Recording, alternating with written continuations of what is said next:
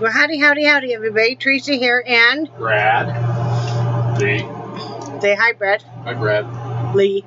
Hey. He's eating. He's eating a It's a Walmart knockoff brand of the Rving bar. He was eating one of those, so I think it meant to be multiple bites, but he can do it in 2. 3? Wow. It's July 17th, 2016, Sunday evening. It is 5:22 p.m. And what is the weather like, Mr. Heide? My straw's plugged up. Okay, but that's not anything to do with the weather. That's Hello. really sad. Hello. The weather in PANACEA, Florida is currently 87 degrees, a high today of 91, a low of 77, a real feel of 102 degrees. Really? Really? It seemed a lot more humid out than that. It must just be me then. Well, you know, when I got out the spray nozzle, yeah, the hose for Missy, yeah, we're spraying yourself. I sprayed myself. So what happened was you're so close to me. Oh, and God. It was so hot. You're so full of it. That the steam from that spray just exuded from my clothes. He's trying to have his own wet T-shirt contest. Yeah, just with himself. But I was so hot it evaporated as soon as That's just so true. Yeah. But see, you didn't know that while you were gone today, I had my own wet T-shirt contest here in the RV by myself. I missed it. I know. Oh, and it had already just all evaporated off too. I know, we're full of it. Yesterday, as normal, we took naps, I think. Sort of. We kind of did, and I think I already talked about this. I already did talk about this. We kind of laid down, kind of off and on, and then we went and got movies. We went and got, hello, my name is Doris. And London is falling. And for me, hello, my name is Doris, had a few funny parts in it, had Sally Field in it, but it was not her best work by far. And I mean, you know, she's such a class A actress and stuff. You know, this just was not one of my favorite movies from her. You know, it wasn't horrible. It just was What do you think of London is Falling? It was okay. It had the potential to be a really great movie, and it had the potential with the plot, and I won't give spoiler work, but if the plot had been worked right and they hadn't rushed through the movie, it could have been one heck of a movie. Just my opinion. But we just relaxed. We made nachos and watched movies, and I did some looming. I'm on the downhill side of this show now, as you guys can see. It's, you know, we're in the end of number 5 skein now, and you know, I have one more skein to go. This will be 6 skeins without the fringe, so probably will finish that up. Not sure if I'll finish up tonight. Probably not, because I do want to sit and do some painting and stuff. So I should have done some painting earlier, but I didn't. I was just kind of bored and stuff. I thought about it, but I should have. Oh well. If I don't do any painting tonight, I'll do some tomorrow. And I also need to do some listing tomorrow. Brad's got some new jewelry pieces done. He needs to take pictures of and write descriptions on, and then I will list those on Etsy. So the link for my Etsy store, our Etsy store, is below. So please take a look. That is how we survive. You know. So you know, it's all for a good cause. Brad went fishing today with our neighbor. His good friend Mitch was off, and they went fishing, and they went to just down the bay. There's a vacant lot, and Brad caught a black drum, 35 pounds. It's about 35 pounds, and it was like 38 inches long. Yeah. It's the biggest, other than the marlin I caught over in Hawaii, that's the biggest fish I've ever caught. Yeah, let's see if I can. There. It's not really showing. I'm trying to show you guys. There we go. There it is. See? Now, he did not keep it. He was going to. And he called a local seafood place that will also clean and flay out your fish that you catch for a price. And they said right now is the season that the black drum are no good to eat because they're full of worms. You know, they go through different periods in the year where they're just no good to eat. So they released it. You know, one guy down there, not his friend, but another guy said, "Oh, I just picked the worms out." Now, when the worms are in the meat, no, That's a little creepy. I'm not doing that. So, and while he was fishing, I just stayed home, you know, let the guys have their time. I did some looming. I was pretty bored, I will admit that, you know, 'cause the internet was not functional and there wasn't really anything on TV, so I started watching part of the movie Beaches, and then I kind of laid down, took a nap, waited for Brad to get home so we could run back to the movies. And then we took a drive, just kind of looking at the surrounding area some more, you know, different places that maybe they have, you know, lots for sale, or, you know, owner is selling, you know, houses or lots or whatever, you know, just try and get a feel of what our next step will be. And then we were sitting outside with the dogs, and I gave Missy a bath because she's been real itchy, and I don't know because we're not from this area. And yeah, they get their flea and tick every month. Plus, they also get their deworming stuff, their heartworm, and it's all in one medication.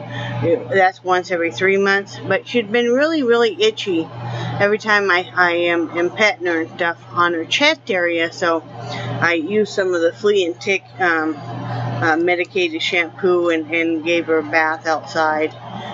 You know, she's real good about it. And so hopefully that'll help. And if nothing else, she's a lot cooler. The weirdest thing last night was Charlie, but you know, Charlie the Mastiff always sleeps with me and Missy, and usually both cats. But anyway, Charlie all of a sudden, it was about 3:30 in the morning, he started, it was almost sounded like he was cracking on a bone. And then he kept kind of wrinkling up his nose. I don't know if he was eating some kind of like a cockroach or something. I mean, it was really loud cracking. And then he kept licking his, you know, with his tongue, licking his chops and licking his nose and stuff. There was no blood or anything, so it was probably a bug. So I was worried, but that loud? I mean, it sounded like he was chewing up a bone. Yeah. And I even checked his teeth because I thought maybe he somehow harmed himself and was crunching up one of his own teeth or something. And no, it wasn't. But he was very irritated, whatever it was. I don't know if something.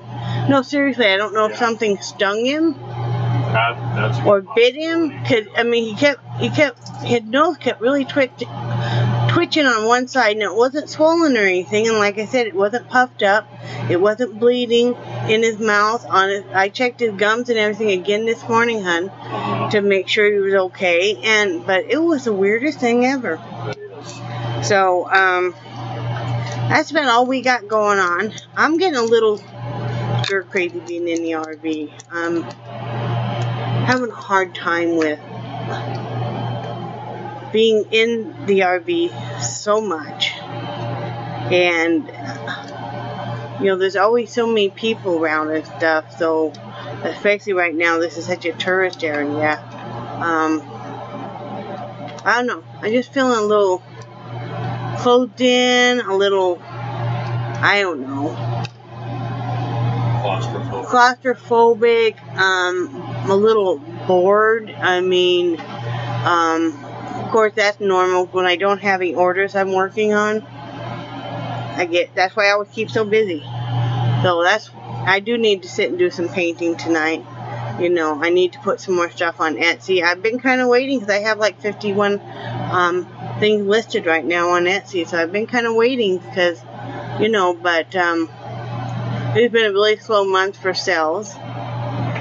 And, you know, so I just have to not worry about that, because then I get so almost frantic about it. Do not sit well. No, and I don't handle stress real well. Yeah. You know. So, it is what it is. I'm sure other people get that way, you know, when it's in the, you know, whenever it's in the middle of whatever season, you kind of get, how else do I put it, but, antsy, just, bleh. You know, it's kind of like that feeling you get right after Christmas, when all the hype is over and stuff. It's kind of like, you know, and I don't sit well. I don't sit well. I haven't painted all week. Did I paint this week? I thought I did. Did I paint? No? I didn't do that trio painting this week? No, that was last week. Was it? This is Sunday, so it's the first of the week. But it was early last week. Yeah, but it was, you know. Yeah. I always count Monday as the start of a new week, even though classically it isn't. So, you know. So yeah, I need to get some more paintings done. And just keep working that way. I just gotta keep doing. One of the things I want to talk about is I was watching a special on the OWN channel. Oprah Winfrey was talking to Diane Nyad. Yeah. Yeah, and she's the one that swam from Cuba to Florida Keys, to Key West.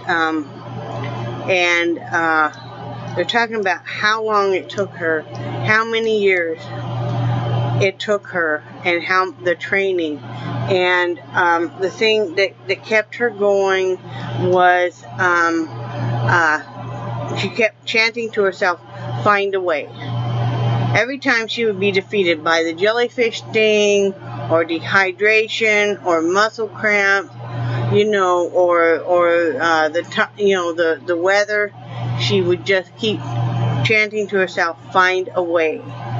And she has, and I'm sure, because this was years ago, it was a documentary called The Other Side.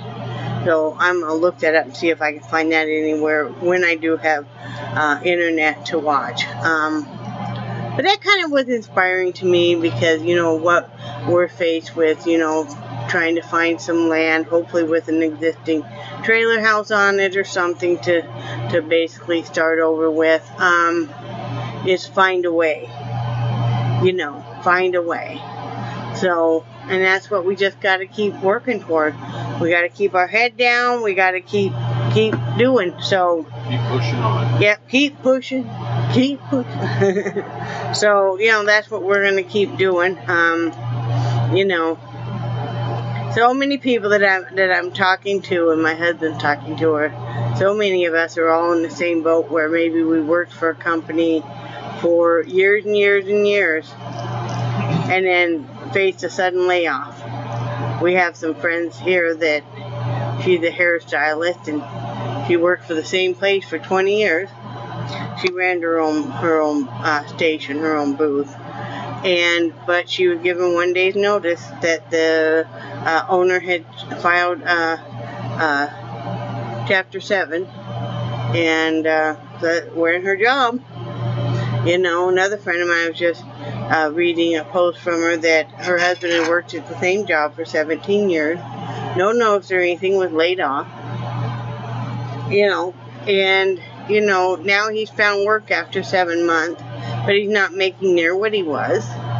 He likes where he's working and what he's doing, but, you know, it's a real struggle to keep the utilities on, and food on the table, and a roof over the head, etc. Keeping a positive attitude. You know, so people that don't understand that haven't ever gone through that, are very blessed in a way, because I don't know, everything you go through makes you stronger, though. I mean, even though we've, you know, have told you guys that we've decided that RV life really isn't for us. It's not something we want to continue to do, or even travel around the country in one of these. It's just not for us. I mean, as idyllic as everybody wants to make it sound, it is not that cheap. It is not cheap to move these RVs. They take a lot of gas. They take a lot of maintenance unless you buy a brand new one, and even then those can come with problems. But you know, everybody thinks that ideally it's going to be so easy and so simple. You're just going to climb in it and go. No, you've got to clean it. You've got to load it. You've got to put everything away from while you're in the road. Then wherever you get, you've got to stop after you've gone through all the traffic and stuff. And a lot of times the traffic is not, a lot of these streets and stuff are not made for RVs, especially if you're pulling a vehicle. But then you've got to hook everything up and get everything back out. So, I mean, and really, you don't really save that much. If you're staying in RV parks, you do not save that much. Minimum, most RV parks are going to charge you with $30 a month, or $30 a night. You know, if you're just going through an area. $30 a night to $40 a night, you know, just, you know, a little bit more than that, and then you're paying all the extra gas to get places. You know, it'd be about the same to just travel in your car and stay in a motel room where they have the nice clean bedrooms and everything done, and you know, so I don't know, for us and with our disabilities, and I know, you know, I had my little troll friend comment about, you know, my size and RVs and stuff, and you know, average people complain all the time about some of the stuff in these, especially these older RVs are not made with slide outs, okay? Now if you have a newer one and a newer trailer, they have slide outs, but these older ones, no, they didn't have with the slide outs. So like my husband said, there's no way he could get in the shower and shower. Yeah. There's no way he could use the toilet the way it is set in this bathroom. There's no way he could use it. So, you know, I mean, like I said, it's not bad, and maybe we'll change our mind once we get on land. Brett said, no way. All he keeps saying to me is, I'm gonna sell this fucker. I'm saying maybe he might want to take a trip or two. He's like, nope, nope. We'll rent a car or take ours and stay in motels, right, hon? Yeah. Well, it's, you know, it goes back to that thing is why would I want to, you know, if I'm spending the same amount of money to rent an RV or to stay in a hotel room, you know, I mean, if you take into account everything, sure, and the trip would cost you exactly the same, you know, and you and I are not fancy people, so we aren't fancy people. Rent the 4 and 5 star hotel rooms, because when you're asleep, you're not going to be able to tell them 4 or 5 star hotel. And we're the type where if we're traveling and stuff, we're going to pretty much drive until we're about ready to drop anyway. Get a motel room, you know. You might order pizza, you know, or go to a Walmart or whatever and get whatever for dinner. Usually we do try to rent hotel rooms that have like little mini, you know, the fridge, you know, coffee pot and a microwave, you know, the mini fridge. Then you're set to go. But yeah, I mean, because we were figuring out in the average RV, this RV gets 4 to 5 miles a gallon, and that's pulling a Jeep and fully loaded. Where our Jeep will get 16 to 19, you said? Usually, well, it depends on who's driving. If I'm driving, we'll get about 18 to 19. I'm getting the look. Sorry. You're unfriended again. I said you weren't going to do that anymore. So, I mean, you know, you figure out the pricing. I mean, ideally, you know, and, you know, the people that can afford the newer ones, that's awesome for them, and you know, God bless you, but, yeah, for us, no, and, yeah, no. And the whole reason we did this was for our animals. The whole reason we did the whole RV thing and the way we moved, because we knew we had to move, because, like I said, everything went bad in a handbasket there in Wyoming, guys. You guys don't even know, and you know, someday down the road we'll share that story, but not right now. A lot of stuff, and this was the only way we could do it, was to take our animals. We weren't going to abandon our animals. You know, and yes, if we have to, and yeah, we'll end up, this is why we're living in this RV right now. We could go out and rent easily. And even for about what we're paying right now, well, about $100 more. A house or an apartment or, you know, a trailer house. But because of the dogs and because we have a large dog, especially because we have Charlie, who's a Mastiff, you know, Mastiff Lab mix, then no. So we'll just stay here longer. Yeah, there's, you know, so many people. Well, I know the Mastiffs are classified as an aggressive breed. Yeah. You know, but, you know, and maybe it's the way he was brought up, but Charlie is not an aggressive dog. No. You know, if somebody's going to screw with you, oh yeah. You know, I really feel like he would give his life. Oh yeah, he would. He would. Right? But, you know, as for being aggressive, yeah. Yeah. You know, so, you know, something good will happen. Find a way. That's the biggest thing. Find a way. And we will. We'll find a way. But like I said, you know, RV life isn't for everybody. And, you know, if you're just traveling, maybe just the two of you, no animals, in a newer RV or something, I don't know. It's just not something that we really get off on. No, it's, you know, I mean, it's, you know, you and I talked about this earlier.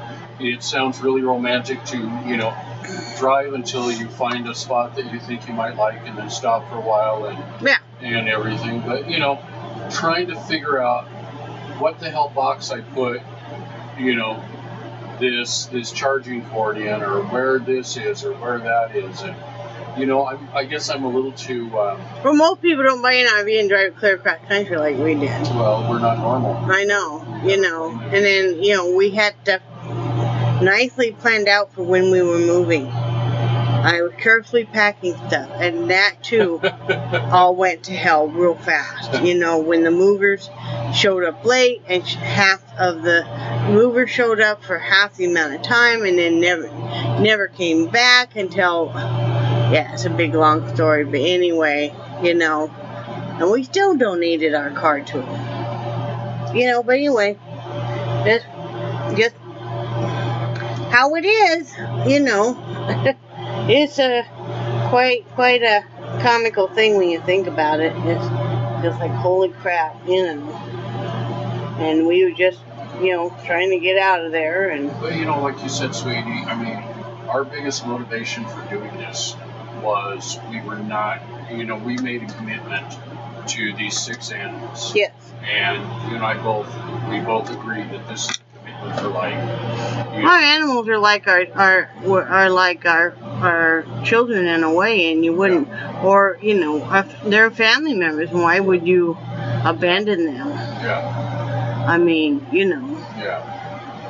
Why would you abandon them when, you know, all they do is love you and look at you and think you're just wonderful? And, you know, I can't look at my dogs and go, well, you know what, you're inconvenient now, so goodbye. Yeah. You know, they've already had that happen. Yeah. Well, not Missy, but the other one. Yeah. You know, and, you know, and the cats, too. I mean, you know.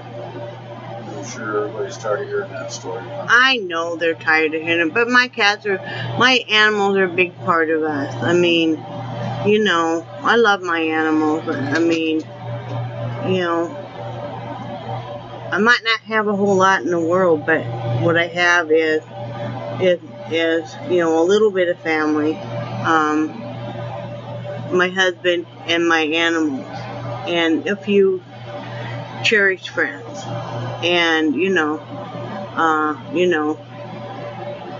my animals mean a lot to me. My animals have really kept me in check a lot of the time. My animals make sure I get my ass out of bed and that I get moving and stuff, because, you know, they need me. They need Brad. I mean, you know, we don't have the option to lay in bed ever, because, you know, you've got every morning now I have the giant schnauzer trained. Every morning when we get up, I tell her to go get Dad, and she jumps on his bed, and she's all about him and stuff, you know, because we take the dogs out and stuff in the morning and stuff. But, you know, I mean, we don't have that option. There's been many times when I'm really, really sick, and I would love to lay in bed.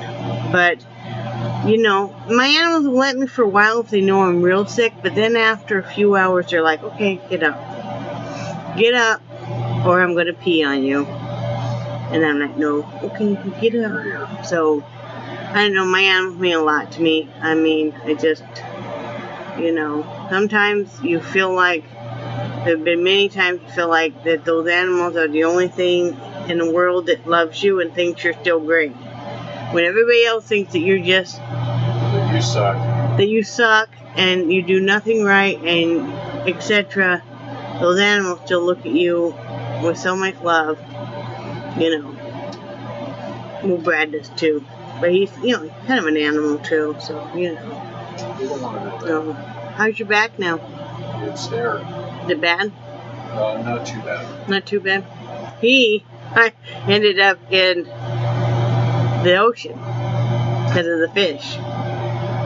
Yeah, that's for that picture I showed you guys. He was standing, yeah. I had a blast catching that fish. Yeah, I'm glad. That was his first Florida fish that he could have eaten if he didn't. It wasn't full of worms. He didn't know that. But that's the biggest one you've caught.